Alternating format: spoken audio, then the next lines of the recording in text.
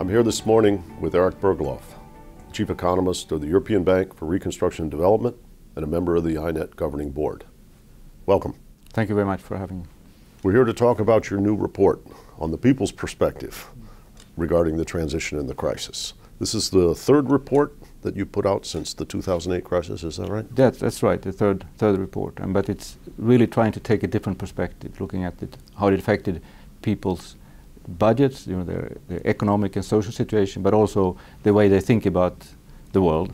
So it's at one part looking at the household balance sheets and pressures and the consequences of the crisis. At another level is looking at how their attitudes towards government, their attitudes towards society and the system has changed. Yeah, that's right. So this is actually quite an ambitious exercise. It's 38,000 interviews across 30 countries in Eastern Europe, but then also 5 comparator countries in Western Europe. So we have something to compare with. But most importantly, we can compare with the same study that we did in 2006.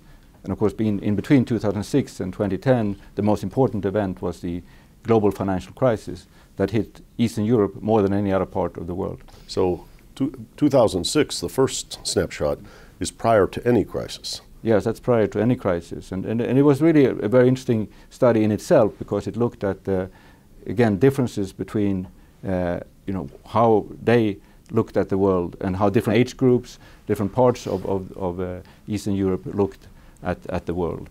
And one thing that stood out, for example, was that there was a lot of dissatisfaction with the way society has evolved, and there was still a strong support for markets and also very strong support for democracy, but still a lot of dissatisfaction with the way healthcare systems work, the way the education worked.